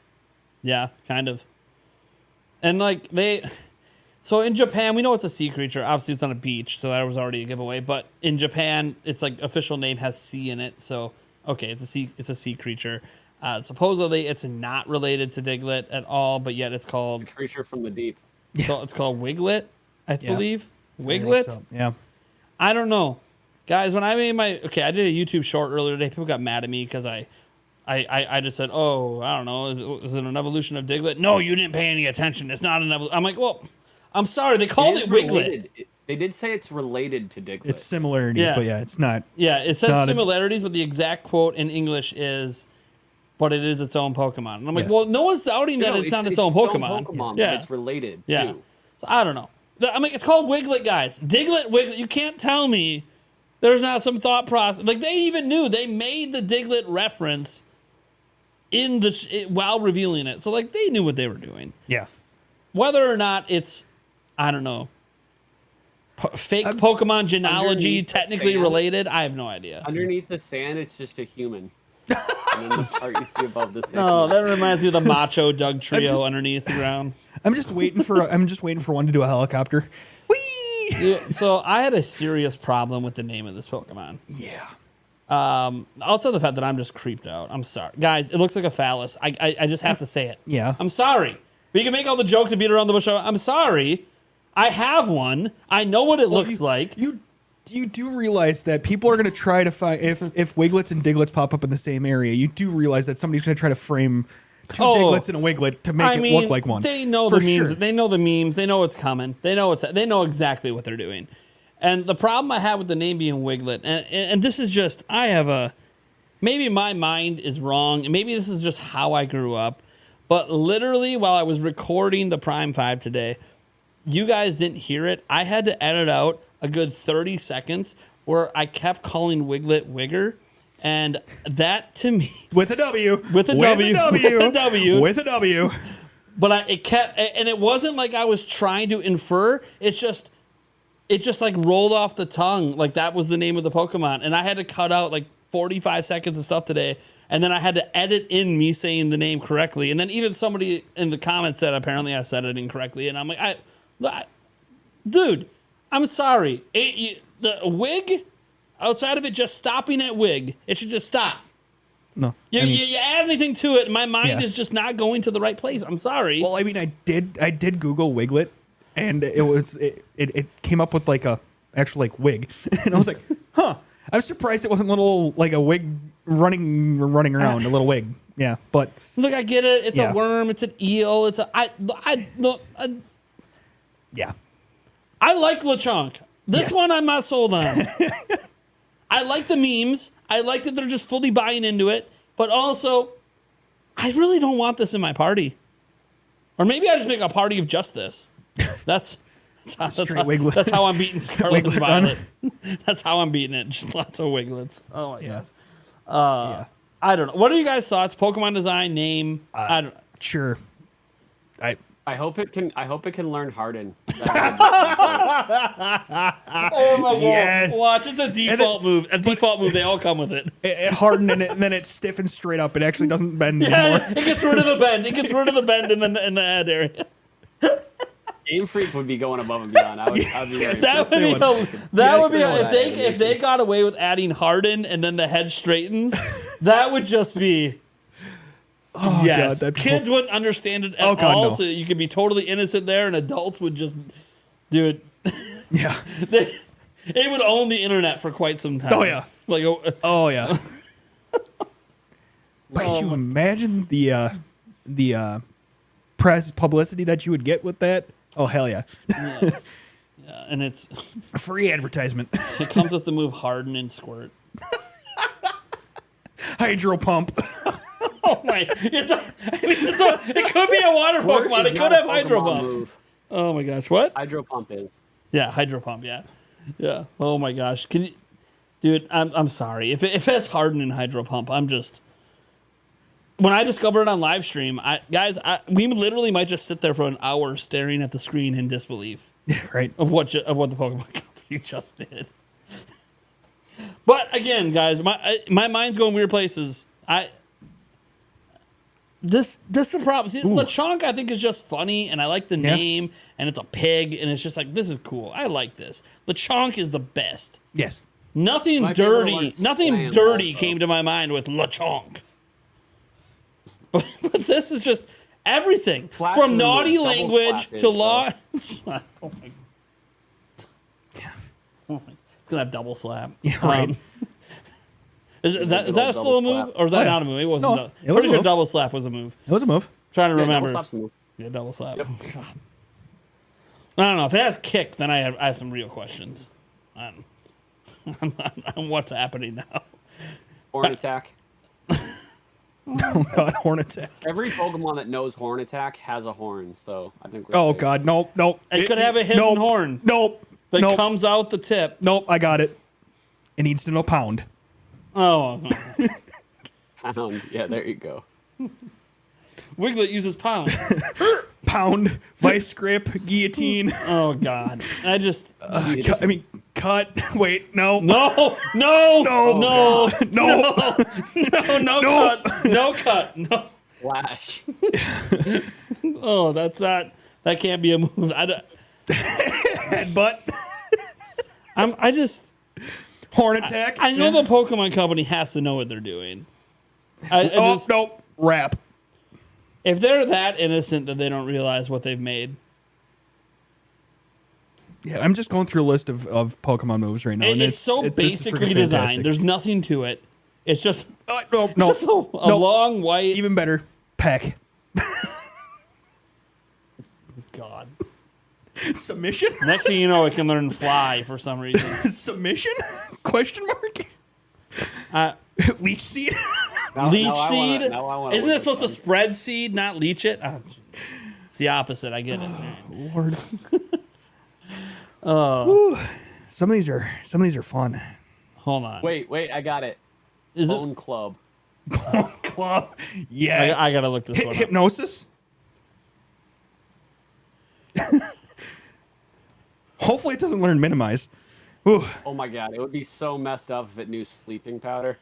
Yeah, that's what I was thinking of. I was like, what move is it? That's what I was thinking of. Sleeping powder. Metronome, and it just sits there and rocks back and Oh forth. my god. Oh my god. No. No. Nasty plot. So you guys can see why we brought this up. All our minds go to the same place. Like there's Yep. there's Yep. no other way that this can go. I mean, lick. Egg bomb. Yeah, but no. Can you imagine if a Pokemon uses Lick against it? Yeah. That's the problem I have. Yep. Wait, you know Swallow and Spit Up are both moves? Wait, what? Wait, what? Wait, what? So the Pokemon, yeah, Helping Hand? helping hand. God. This is great. Oh my god. Oh my god. Spit up and swallow art. Yes. Oh my god. That is. Oh my lord. Told you. Dude, this is Flatter. so maybe this is possibly the greatest Pokemon ever made. I mean, yeah. I don't even. It's possible. We got to see that move Nope. pool. Nope. Yeah, that's the thing. They didn't show any of the moves. I'm like, I need to see the move pool. I need to know. It knows snatch. It knows Snatch. Wait a second. Wait, does it actually? I don't know. Oh, I was gonna be like, did they announce that? Does it actually know Snatch? Because that's bad. That's bad. Oh boy. Opening move, Snatch. Come on. Oh boy. Eruption. Oh, there it is. Oh there lord. it is. There Oh it is. lord. Oh boy. Is it an explosion or some sort of explosion thing? Also, Oh yeah, there's Yeah, explosion. Yeah. no, there's explosion. explosion. Yeah. Self-destruct. This is bad. Just self-destruct. No, please. No, you will not sacrifice yourself. Oh, no, it'd be great. What can guaranteed happen? All competitive Pokemon battles like VGC is double battles. So you play with two Pokemon. Sure. You have to have one Pokemon that knows Helping Hand and use it on Wiglet. Ah yes. Well, Yes. Wiglet uses Harden. Yes. Yes. And it's some new Pokemon with giant hands, just because. The champ got anal. There we go. Got angry. Angry. And then Yeah. helping. I mean, as long No, as it, 4. He has 4. What am I talking about? yeah, right. I mean, as long as it doesn't know any moves that involve burn. And as long as when it dies, like it gets defeated or faints, that it doesn't just droop. Oh no, you know it well. You know it well. If it has a droop animation when it faints, Or it just shrivels and goes back inside its hole. it shrivels and it inverts. Inverts. Yeah. Oh God. Yeah, It no, has no, a no, times no. 4 weakness to ice. Yeah, attack. its weakness is ice. Yeah, that's Yeah. what it is. It's a Yep. water type that's weak to ice. Yep. So any ice move makes it shrivel up. Super effective. God. This is, I mean, I'm almost convinced that this has to be the Attack lead is of my a party. Double boost in the sun. Step aside, Lechonk. I have a new favorite. Force palm. Rock polish. It'd be funny if it was psychic and you could do hypnosis and it did that Yeah, the metronome No, thing. it does but metronome. did- It but just did does it- metronome, but it goes back. It just Yeah. waves back and forth. Oh my god. Yeah. Okay, this is guys. Oh man. I think Nate's gonna actually play Pokemon. now. Wait. I don't. I Wait, was already playing this wait. one. I was already going to play this one. So Nasty plot. But I think you went from being opposed to having him in your party to now he's a must-have team member. I will Yeah. capture at least one. There will be one Wiglet captured. Whether or not I use it, I mean, I have to know the moves. If you don't I'm use probably one, going to you use don't it. I use have to know the moves. I have to know the Oh moves. god. Oh god. There's a discharge. Yes, there is. Harden, followed by discharge. Followed by discharge. Super Ooh. effective. I just this Pokemon was I saw it before you even sent your little short to Dude, me, and it was I'm like, what is this? It's fine. Look, I don't know what I'm going to do with this little Wiglet Pokemon. That doesn't look so little, I guess. I don't really need to know more other than what the moves are. I don't need to know the history. I don't need to know if it's actually related to Diglett. I don't need to know any of it. I just need to see it stand tall. Well, you and know that in kick ass. Persona, you can actually add. There's a, because Persona is basically like Pokemon, except with demons. You catch them. One of them actually is a male Yeah. genitalia, Well, and fun. that's coming to Switch. Well, So I my guess question is, Pokemon company's like, well, what does monkeys out of the bottle Wiglet now. evolve into? I don't know if there's a I mean, it Announcement cannot. happened. It might Or not back have in an the box. evolution, but if it does, are they gonna double and triple the fun? I hope the evolution has lots of veins. Good blood flow is important for Pokemon. Yep. The most important thing. It'll help with the harden. I don't think they've announced any sort of evolves- No, It they evolves haven't. into They've only Robin. announced the Pokemon today. They haven't announced most of the evolutions for the Pokemon at this point. Oh good god. That's a great headline. I mean, there's leaks out there that you can look up if you really can't wait. Oh my mean- god. Wait. Diglett evolves into Dugtrio, so it's going to evolve into 3 of them. That's what I said. That's what I was like. I was like, dude, is this trio. evolution gonna become double and triple the fun? Yeah. Yeah. Yeah. I mean, shout out to the loadout because this headline is pretty damn good. Pokemon Scarlet and Violet is turning Diglett into a long boy. I mean, That's a pretty good headline. that's not bad. That's a pretty good headline. PG enough. Yeah. PG Yeah. enough. Yeah, it's. I don't. Long boy. Yeah, like, That's what they're calling it nowadays. originally. Look, guys. So the video I made today, the very first thumbnail I made for the video, had this Pokemon in the thumbnail, and my video tanked. I replaced the thumbnail, and the video has bounced back. So I don't know what it is about Wiglet, but it isn't good for my views. Yeah. I don't know if it's offensive. I don't know if YouTube thought it was offensive. But Yeah, I don't know. it's a thing that's real, that exists. Oh yeah. We are now graced with his presence. We're not worthy. Wait. Can we all catch Wiglets together? Can we party up? Go on a Wiglet hunting quest? I can't. I gotta catch it with my balls. I can't. And which ball do I choose for this one? Yeah. I go with the master ball. Oh my god. I'm going to Anyways, go with the heavy ball. the heavy ball. heavy There ball, it is. yeah. There it is. The heavy ball. I don't know. I think just the basic. I'm not so sure. Just a normal Pokeball. I don't think The love ball? Wait, the love ball. the love love ball. ball. Yeah, if that's in the game. Yeah. Yeah, because I don't think It is in they. the game. It is for sure. I mean, Yeah, I mean it's been in every mainline game besides For a while. Arceus. Yeah, for a while. Right. Since it's been invented, I guess. Yeah. This is wild. Yeah. You know, if I could spawn my no, that'd just be bad. Look, I know, like, if they let me spawn my Pokemon in the overworld, there just better not be a toilet somewhere. It's Pokemon, so probably not, but I don't know. I played Zelda, and there was a hand coming out of the toilet in Majora's Mask, so... Yep. He was looking for Wiglet, I guess. Sorry. You came a little too soon. Anyways, I mean, yeah. I think that might be the end of the podcast. I think we maybe reached our. I don't know if I've reached a limit. I don't know if there really is a limit on the amount of jokes you can come Oh up no, with for Wiglet. no. There's still probably plenty more that you can. Definitely. Yeah. Well, I hope you guys enjoyed the end. I wanted to make sure we got to the topic just because there really isn't much to say. It's a new Pokemon. There. Yep. Yep. Yep.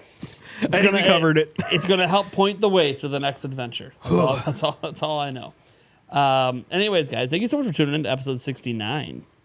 What if the next new Pokemon they announce is just like a hole? Oh my god. It just has little eyes that blink in the darkness. Yeah.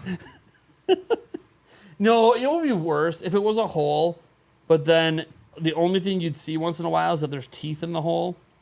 And then it just man, like that movie. the movie, yes, the movie Teeth. I never even saw that movie Yeah. and it gave me nightmares. Yeah. Dude, that movie is.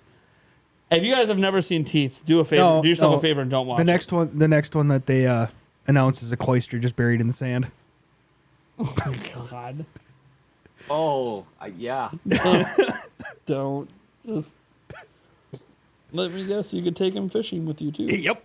Well, I didn't want to have peaceful sleep tonight anyways. So. Right. So you're gonna go watch Teeth again, and then maybe follow it up with some Human Centipede. Yep. And call it a day. Yep. And then make sure you end it by glancing at Wiglet right before the eyes shut. Just combine it all together. It'll all be all good. All right, guys. Hey, if you guys want to go check out Jake Randall, by the way, I don't think I've shouted out his channel. You guys should go check him out. He was just live streaming. Was it earlier today? This morning? Last night? I don't know. It's 2 nights ago. 2 nights ago now? Yeah, he was live streaming for the PlayStation 5 controller. He does live streams for a lot of the big product launches just to help people get their hands on it instead of going to scalpers.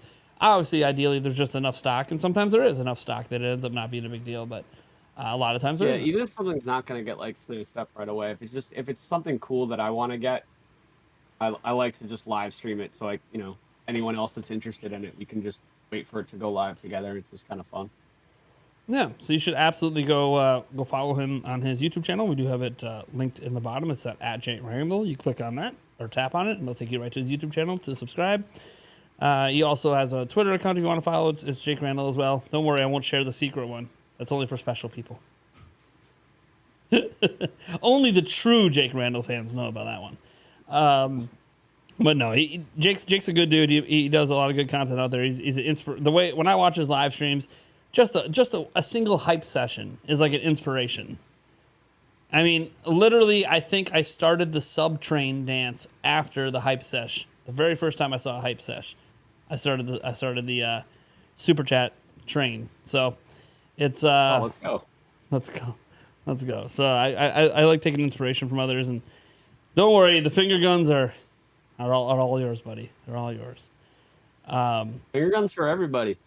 Yes, finger guns. All right, so thank you guys for tuning in. This is the Nintendo Prime Podcast, episode 69. Nice. Nice. We'll be at Nice. episode 70 next week. Don't know who the guest is going to be at this point. I haven't really been reaching out to a lot of people lately, so I gotta rectify that. Hopefully Mike's back next week, but obviously don't know the extent of the damage out where he's at. So hopefully he'll be back up and running by then. Anyways, you guys go check out Jake. You can check out Eric on Twitter at emo8790. He pretty much doesn't tweet, but you can tweet at him and he will read it. Mm-hmm. So he will get the notification. He will read what you said. Yep. He probably won't say anything, but have the confidence to know he cares enough to read. I do. Also, when you leave comments on our podcast channel, I'm pretty sure he reads those too. Yeah. So I've been cleaning out some spam bots. yeah, because I don't pay as much attention to the spam bots on I got it. on that channel. I normally go for like, a week or I normally check for the first few days and then it's generally pretty decent after that. You can I've gone back and looked at a couple of other ones. You can and listen to the audio version of our podcast everywhere that podcasts exist: Spotify, iTunes, Google Podcast app, etc., etc. We're pretty much on everything. The only place we're not on yet is iHeartRadio. Might be on there eventually as well. Still working on some details on that, but we should have this episode up before the end of the week. If you want to audio-wise. get on iHeartRadio, send them to the Wiglet segment from tonight. Totally. I'm sure that'll put them over the top. Oh yeah. Yeah, totally. I'm pretty sure that Wiglet segment needs to be turned into like a TikTok or something. Right. I mean, If not the there's whole ever- thing. It's a if little there's too long for the ever- whole thing. If but there's ever a thing to clip, there's ever a this thing would to be clip, the thing to clip. It's the Wiglet segment. Just needs to be rapid clipped. fire clip us saying all the moves. Oh yeah, yeah. So there's this Pokemon named Wiglet. Wiglet. What are the moves? boom, boom, boom, boom, boom, boom. Yeah, right. Exactly. Yes. Yes. Just nonstop. Like harden, eruption, whatever we say. Explosion. Down. Yeah. Pound. Just over and over. Hydro pump. Hydro pump. Helping hand. Helping hand. Yep. It just doesn't stop. All right, guys. Thank you for tuning in. If you enjoyed the podcast, this is the first ever podcast you've seen. I would appreciate it if you would subscribe, obviously, to our Nintendo Prime podcast channel. We're do this- almost 3,000. We are almost to 3,000. We do this every single week at Wednesdays at 8 p.m. Central. Like the stream too, you guys. Can we get 69 likes for the? Oh, that'd for the be awesome. 69 Oh, it's 69 likes for the 69th episode. Just that makes too much sense Come here. on. I'm afraid to click like now in case we get too many. Yeah. Right. We're at 57. All right, I'll add one. Oh, we're at 58. Oh. 60. Oh. Can we get 9 more before we end it Come on, people. to celebrate the 69th All right, so episode? what we have to do is we'll get it up to 65, then everyone chill. Yep. Then we let one person do it at a time, Well, right now we haven't and then passed. if we get up to 70, someone takes it away. I mean, I can go like it on my phone quick with my other YouTube account. All the other YouTube accounts. I have do I have enough? I might have enough YouTube accounts to get to 69 on my own. You actually might. Oh, 64. Oh. We're at Nintendo All right. 64. 65. 65. Okay. We got to remember we're on a slight delay too, so. I don't know if that Okay. made a I difference. guess maybe we should use the chat. Yeah. No, it's okay. No. I still see 67. Even after Guys, 67. Okay, 67. Oh, Okay, oh. 67. Hold up. I mean, I'm hitting end stream at 69, guys. We're ending it right We're around at 69. Just say. By the way, bye everybody. Yeah, you Get guys that are in. awesome. Thank you for coming on for episode 69, guys. I do appreciate it. Said every Wednesday we Yeah, we run I this. had a great time, and everyone in the chat was super awesome. So thanks for having me. I always have a fun time here. Okay, raise your hand in chat if you have not liked the stream yet. And then we will pick 2 people. To make 2 Come on. people. You can't make me like a stream. I mean, Yeah, that's true. That's a good idea. If you have not liked the stream, Oh, let what? us Come know in the on. chat, and we'll call you out. Somebody unlike the stream. happens. Hold on. Prime Informer's coming in. Oh, okay. Well, or Nate's. Oh, 68. Oh, hold on. Oh. I won't hit. Oh, there it is. There it is. There it is. Hey. Hey. Bye, everybody. Bye, everyone. Have a good rest of Bye, your guys. evening.